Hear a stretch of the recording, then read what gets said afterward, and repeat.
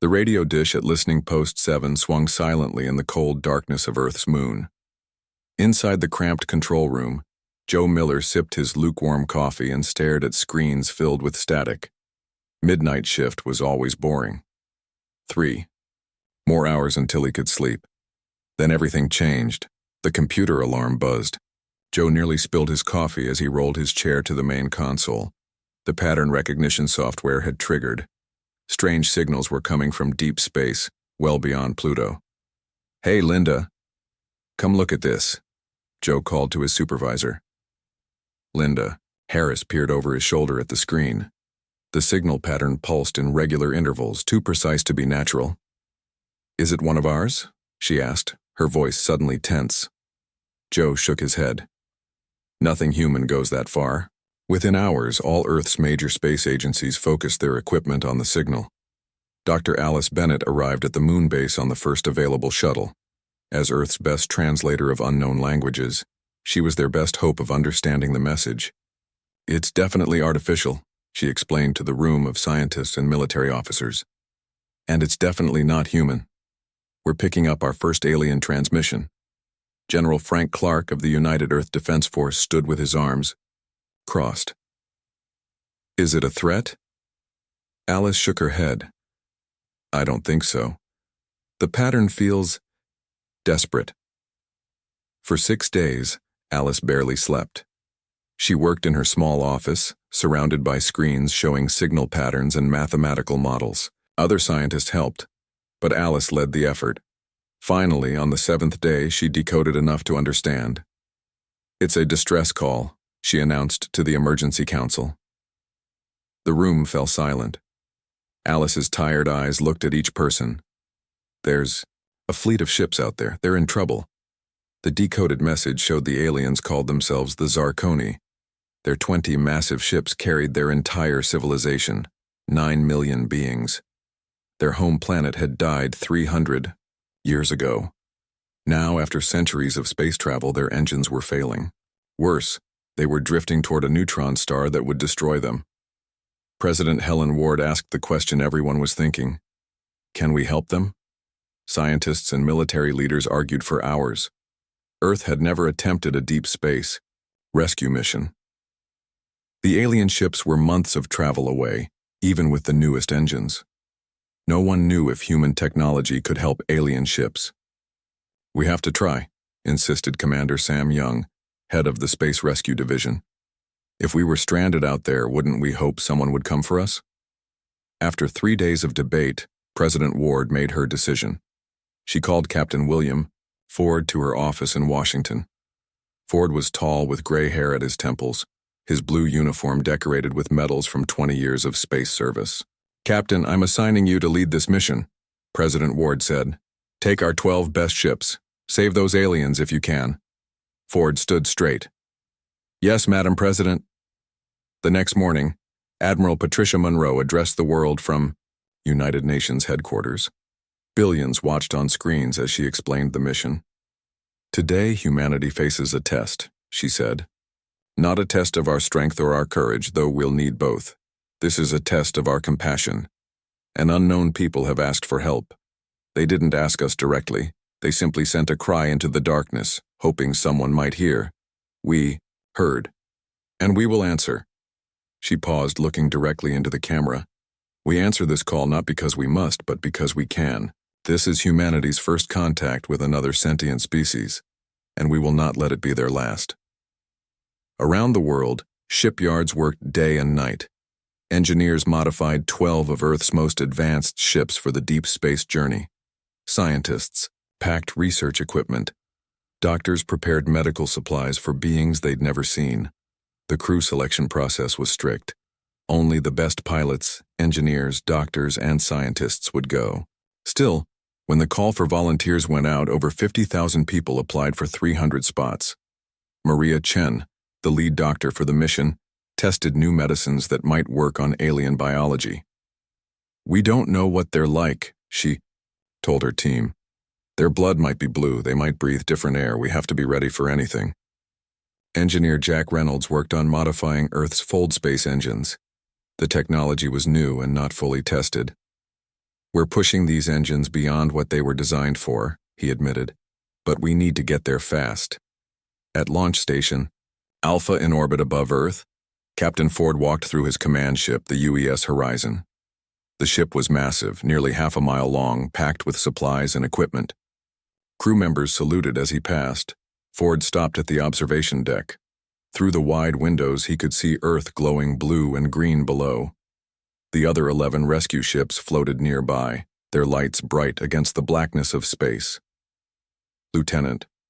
Kate Wilson joined him, carrying data tablets. Final crew reports, sir. Everyone's aboard and ready. Ford nodded. And the Fold space engines? Engineers say they're at 93% reliability. Best they can do. It'll have to be enough.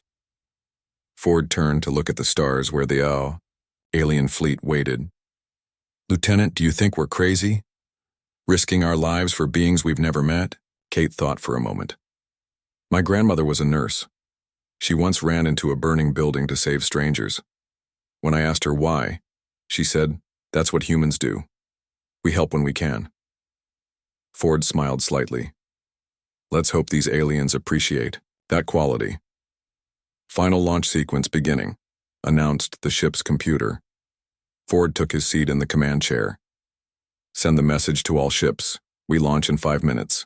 As the human rescue fleet prepared to depart, Ford couldn't help but wonder about the aliens they were risking everything to save. Would they be grateful, hostile, or something humans couldn't even comprehend? He pushed the thoughts away. Questions would be answered soon enough. For now, he had a mission, perhaps the most important mission in human history. All ships report ready, Captain, said Kate. Ford nodded. Then let's go make first contact. The journey to reach the alien fleet took 3 months. On the UES Horizon, the crew settled into routines. Scientists studied the alien messages. Engineers checked the fold drives hourly. Medical teams prepared for whatever they might find. Captain, Ford held daily briefings in the ship's conference room. Status report, he asked on the final day of travel. Navigation Officer Paul Adams checked his screen. We'll exit fold space in 6 hours, sir. Right on target. Any new information from the alien signal? Communications specialist Diane Lopez shook her head. Signal strength is weakening. Their power systems must be failing faster than we thought. Ford nodded grimly. We're cutting it close. Everyone to your stations. The exit from fold space was rough. The ship shuddered and alarms blared briefly as they returned to normal space. Through the main viewport, the crew got their first look at the alien fleet. My God, whispered Lieutenant. Kate Wilson, 20 enormous ships hung against the blackness of space. Each was disc-shaped, bigger than any human vessel ever built. Strange crystal-like structures jutted from their centers, glowing faintly blue. The ships formed a perfect circle, connected by thin energy beams. Size estimate? Ford asked. Each ship is approximately 5 miles across, sir, replied the science officer. Scanners show millions of life signs. Ford studied the alien fleet. Some ships showed visible damage. All had engines that glowed only dimly. In the distance, a small, bright star pulsed dangerously, the neutron star that threatened to destroy everything. How long do they have? The science officer checked readings. At their current drift rate, they'll reach fatal radiation levels in about 2 months. Then we have work to do. Ford turned to his communications officer. Send the greeting message Dr. Bennett prepared. All frequencies. For 30 tense minutes, they waited for a response. Finally, the communication system crackled. Captain, said Lopez. They're responding. Video and audio. The main screen lit up with the image of an alien. The crew stared in silence. The Zarkoni had a humanoid shape. 2 arms, 2 legs, 1 head. But the similarities ended there. Its skin was covered in blue-green scales that shifted color slightly as it moved.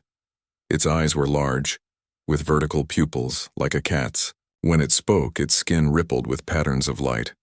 Dr. Bennett's translation program worked quickly, converting the alien's speech to English. Greetings, travelers from Earth. I am called... The name was a complex series of sounds the translator couldn't handle. Perhaps you could choose a human name we can pronounce, suggested Ford. The alien's scales flickered. You may call me Vex. I speak for the Council of 20. We did not expect anyone to hear our call.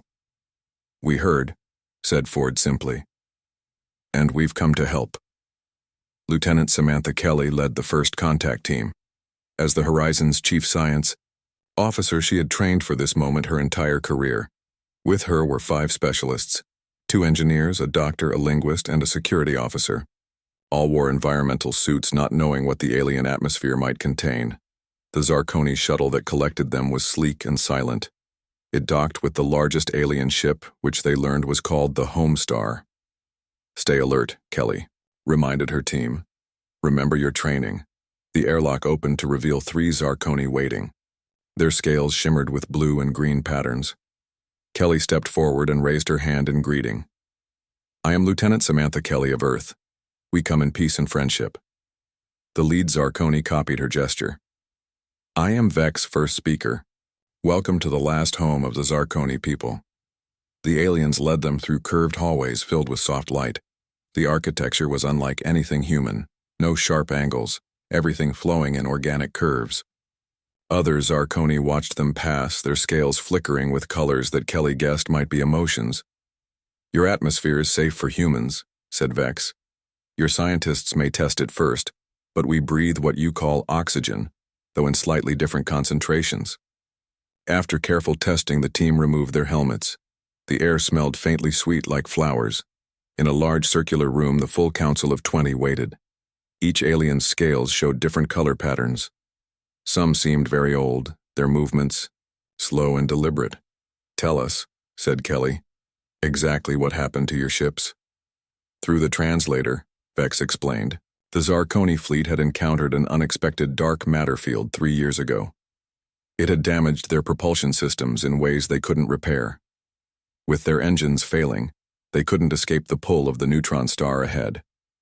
We sent the signal with no hope of response, Vex admitted. Our scientists calculated the probability of an advanced civilization within range at less than 0.003%.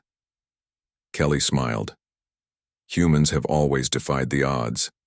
The human team spread out through the alien ship, taking readings and learning about Zarkoni. Technology. Dr. Maria Chen examined alien medical facilities, fascinated by their biological knowledge. Engineer Jack Reynolds studied their engines, trying to understand what had gone wrong. Their technology is amazing, Reynolds told Kelly later, but it's completely different from ours. They use biological components integrated with mechanical ones. Their ships are partly grown, not just built. Can we help them? Kelly asked. Reynolds looked troubled. It's going to be hard. Their engines use principles we barely understand, and even if we figure it out, we don't have nearly enough materials to fix 20 ships this size. The human team stayed aboard the Homestar for 3 days. They learned that Zarkoni society was built around community and shared knowledge. The aliens could share memories and experiences through direct neural links. They lived much longer than humans. The oldest council members were over 400 years old. Your people have great courage, said Vex on the final day. You traveled far to help strangers. It's what humans do, replied Kelly. We help when we can. Back on the Horizon, Captain Ford called a meeting with all department heads. Engineer Reynolds presented his findings. The Zarkoni are incredibly advanced in biological science, he explained. They can manipulate genetic material at will. Their medical knowledge is centuries ahead of ours. But their physical sciences, especially their understanding of radiation and exotic matter, lag behind human knowledge. Can we save them? Ford asked directly. Chief Engineer Caroline Blackwell spoke up. Not with conventional repairs. We'd need to create entirely new technology, combining their biological systems with our physics. It's never been done before. Ford looked around the table at his team. Then we'll be the first to do it. 3 weeks passed. Human engineers worked alongside the Zarkoni day and night. Captain Ford barely slept. Time was running out faster than expected. The neutron star's radiation is increasing, reported Science Officer Kelly during the morning briefing. New calculations give us 4 months instead of 6. The conference room fell silent. Ford looked at each tired face around the table. Progress report? Dr. Olivia Wright, the fleet's leading physicist, stood up. She was small, with curly red hair and intense green eyes. For days, she had barely left her lab. "We've made a breakthrough," she said, her voice quiet but excited. "We've found a way to adapt our fold drive technology to work with Zarkoni power systems." The room buzzed with hope. "How soon can we implement it?" Ford asked. Wright's expression turned serious. "That's the problem. The solution requires rare elements. Specifically, we need large amounts of iridium and something the Zarkoni call blue crystal. It's similar to our quantum stabilizers, but more advanced. And we don't have enough," guessed Ford. "Not even close. We'd need at least 50 times what all our ships carry combined." Lieutenant Commander Ryan Peters, the fleet's resource officer, checked his data pad. "There's a mining outpost in the Kuiper Belt that might have what we need. But even at maximum speed, that's a 6-month round trip." "We don't have 6 months," said Ford. "Options?" The room fell silent again. No one had an answer. That evening, Ford met with Vex in the Horizon's observation lounge. Together, they looked out at the stars and the distant, deadly glow of the Iadar neutron star. "Your people work hard to save us," said Vex. His scales showed patterns of blue and gold that Ford had learned meant gratitude. "We're not giving up," said Ford. "But we've hit a problem with materials." Vex's color shifted to deep purple. Concern. "The elders feared this might happen. Our ships are very large." Dr. Wright entered the lounge. She looked exhausted, but her eyes were bright with what Ford recognized as a dangerous idea. "Captain, I've been thinking," she said. "There is one place we could get the elements we need." She pointed out the window toward the neutron star. "You can't be serious," said Ford. Wright nodded. "Neutron stars contain concentrated heavy elements. Their outer layers hold exactly what we need. And also deadly radiation, crushing gravity, and temperatures that would melt our ships instantly," Ford countered. "Not if we modify the UES Dauntless," Wright argued. "We could add experimental shielding. One quick dive, collect what we need, and get out." Vex's scales flickered rapidly. Between colors, no ship has ever survived such close approach to a neutron star. "Human ships haven't tried," said Wright. Ford shook his head. "It's a suicide mission." "It's the only way to save 9 million lives," Wright replied softly. The next morning, Ford presented the plan to his senior officers. The room erupted in argument. "The Dauntless wasn't built for this," insisted Chief Engineer Caroline Blackwell. "Even with modifications, the heat alone would—" "We can reinforce the shields," interrupted Wright. "The Zarkoni have cooling technology we can adapt." "The gravitational forces would tear the ship apart," argued Navigation Officer Adams. "Not if we approach from the correct vector," countered Wright. "I've calculated a path that minimizes exposure." Ford raised his hand for silence. "I understand your concerns, but Dr. Wright is right about one thing. We have no other option that fits our timeline." He looked at each officer. "I won't order anyone to volunteer for this mission. It's too dangerous." "I'll go," said Wright immediately. "You need pilots," said Lieutenant Kate Wilson. One by one, every officer in the room volunteered. Ford was moved but not surprised. He chose a small team, Wright to lead the collection effort, Wilson to pilot, and 3 others with specialized skills. What shocked everyone was when 5 Zarkoni asked to join the mission. "Your people risk everything for strangers," said Vex to Ford later. "We did not expect this." Ford nodded solemnly. "That's what humans do. We don't abandon those in need, no matter who they are." The Zarkoni scientist Mektal would join the human crew. His expertise in radiation shielding might give them a better chance. Over the next 10 days, engineers transformed the Dauntless. They stripped unnecessary equipment to make room for extra shielding. Zarkoni cooling systems were integrated with human technology. The collection equipment was specially designed to gather stellar material quickly. The night before launch, Ford visited the modified ship. Its sleek lines were now bulky with added shielding. Inside, the crew made final preparations. Are you sure about this? Ford asked Wright privately. She gave a small smile. No, but I'm sure about why we're doing it. Mektal approached them. The Zarkoni scientist's scales showed a pattern Ford hadn't seen before. It is called the color of destiny, Vex explained, joining them. In our history, when facing great danger for a worthy cause, our ancestors showed this pattern. We have similar traditions, said Ford. Humans talk about putting one's life on the line for others. Vex's translator took a moment with the idiom, then his scales rippled with understanding. Yes, the line between life and death. Your people cross it willingly for us. At dawn, the Dauntless disconnected from the horizon. The small crew of 6 humans and 1 Zarkoni prepared for their dangerous mission. Dauntless, you are clear for departure, Ford's voice came through the comm system. Acknowledged, Horizon, replied Lieutenant Wilson from the pilot's seat. Beginning approach vector. The modified ship moved slowly away from the fleet, turning toward the deadly glow of the neutron star.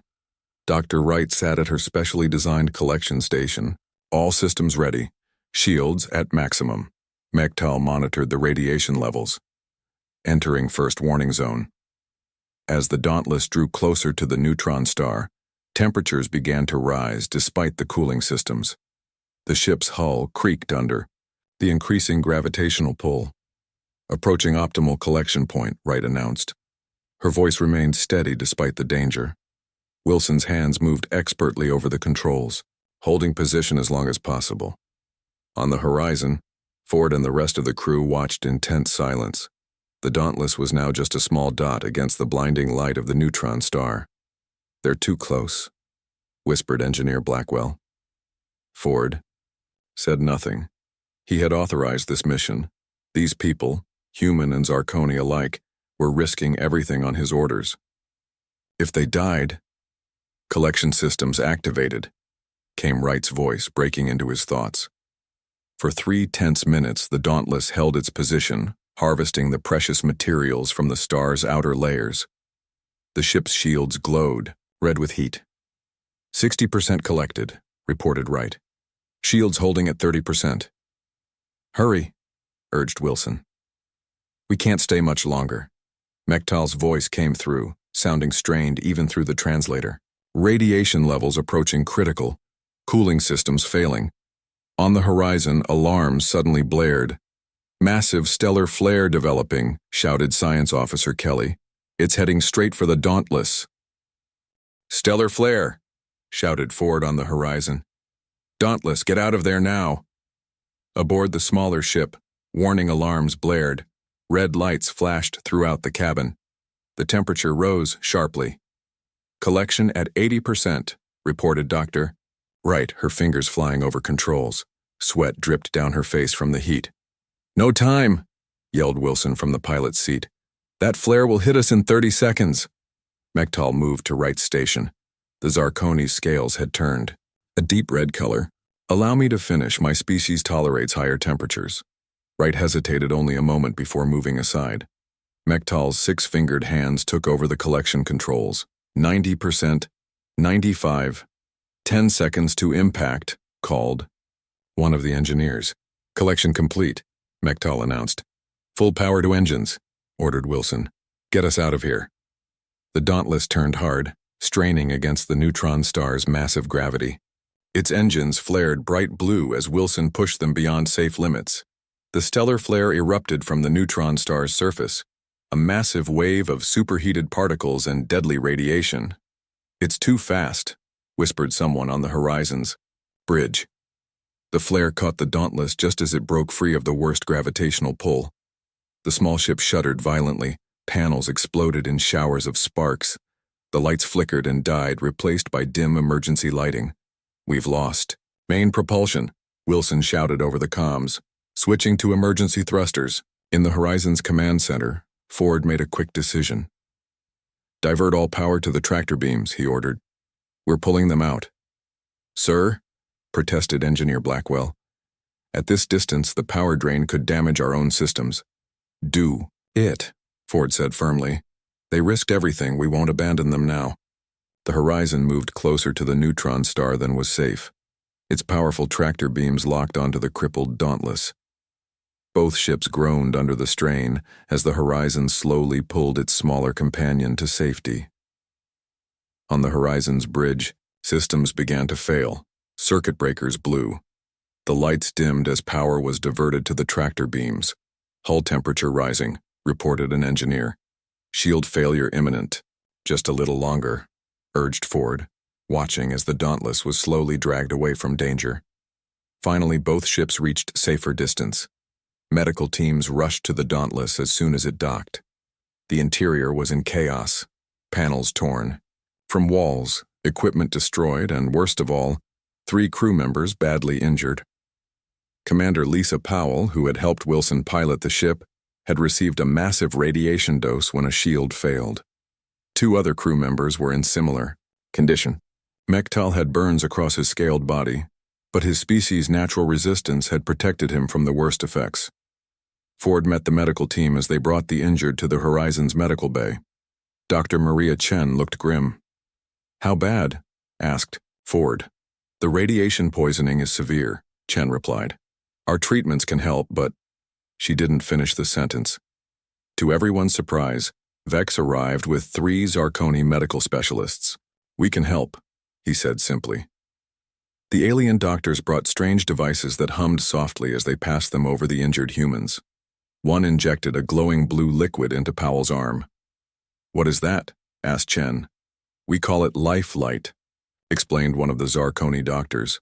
"It repairs cellular damage from radiation." For hours, human and alien medical teams worked together. Finally, Chen approached Ford with good news. "They'll survive," she said. "The Zarkoni treatments worked, better than anything we have. Powell will never fully recover. She'll need ongoing treatment, but she'll live." The materials collected from the neutron star were successfully processed in the Horizon's labs. Engineers began constructing the hybrid drives that would save the alien fleet. But a new problem emerged. The hybrid drive requires a control system beyond what either species has developed, explained Wright during a briefing. "The energies involved are too complex for our computers to manage." "What about the Zarkoni systems?" asked Ford. Vex shook his head. "Our bio-neural networks also cannot process the information quickly enough." Wright took a deep breath. "There is one solution. A direct neural interface, a human mind linked to Zarkoni technology." The room fell silent. Everyone understood what she was suggesting. The interface would allow a human brain to process the data directly, Wright continued. But the load might be too much for a single mind to handle long term. "You're talking about serious brain damage," said Dr. Chen.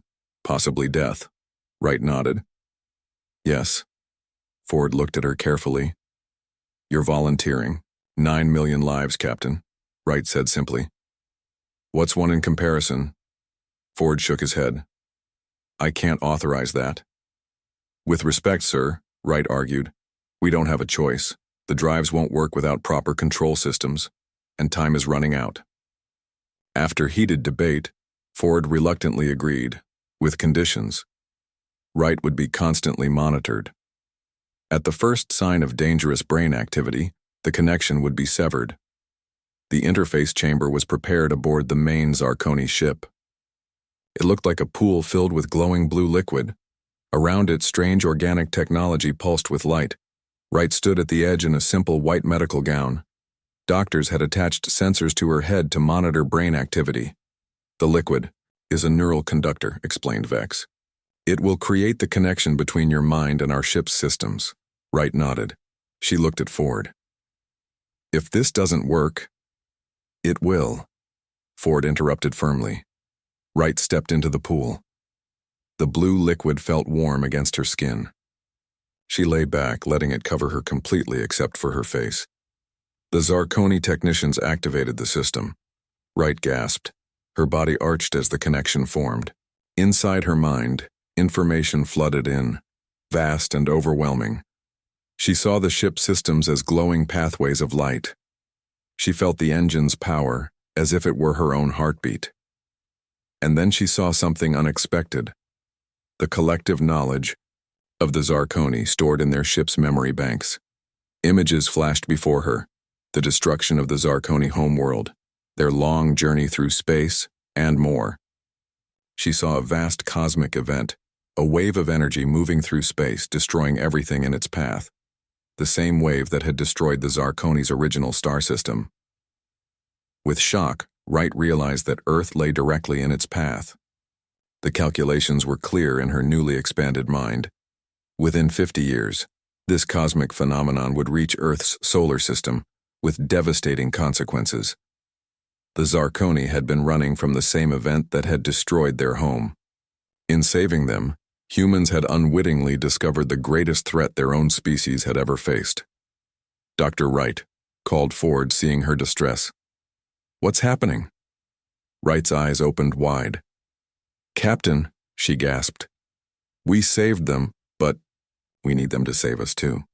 The retrofit of the alien fleet was completed just in time.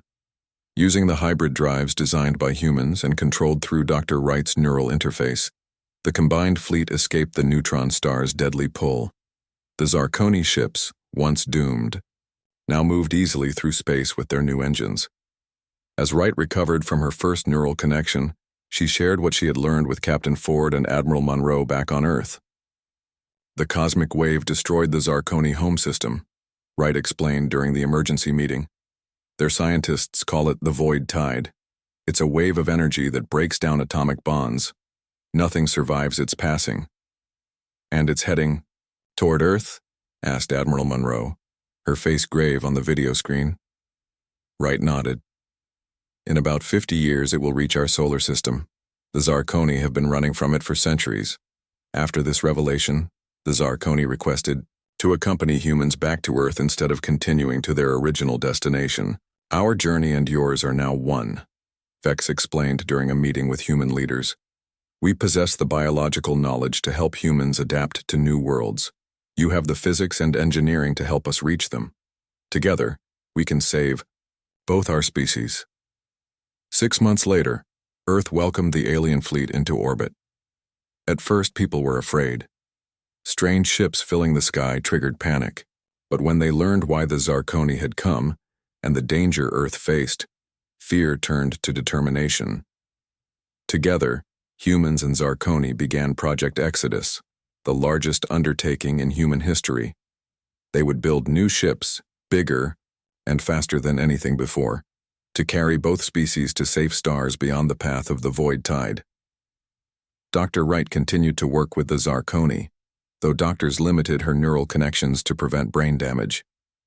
Her sacrifice opened the door to unprecedented cooperation and understanding between the species. "The Zarkoni knowledge of biology is helping us create sustainable ecosystems within the ships," explained Maria Chen, now leading the medical division of Project Exodus. "They can engineer plants that produce more oxygen in less space. Their medicine will help humans stay healthy during the long journey." Meanwhile, human engineers taught the Zarkoni about advanced propulsion and energy systems. Jack Reynolds headed the team that improved the hybrid drives, making them even faster and more reliable. 5 years passed. Massive new ships took shape in Earth orbit. Unlike the desperate evacuation the Zarkoni had faced centuries ago, this exodus would be carefully planned and prepared. On the day the first colony ship prepared to depart, Captain Ford, now Admiral Ford, stood beside Vex on the observation deck of the new flagship, the UES Unity. Through the wide windows, they watched as humans and Zarkoni worked together, loading the final supplies. "When we answered your distress call, we never imagined it would lead to this," Ford said. "In our ancient texts," Vex replied, his scales shimmering with emotion, "there is a prophecy about a race of beings who would come from beyond the stars in our darkest hour. Not conquerors, but saviors. We called them the Guardians." Ford smiled. "We just call it being human." On the main deck below, Dr. Wright watched the activity with satisfaction. The neural connections had taken their toll. Her hands sometimes trembled and she often struggled to find words. But seeing humans and Zarkoni working side by side made every sacrifice worthwhile. As the first wave of colony ships departed, Earth carrying the hopes and futures of 2 civilizations among the stars, humanity had answered more than just a distress call. They had answered their calling in the cosmos, to reach out, to help, to save, and in doing so, to find salvation, themselves and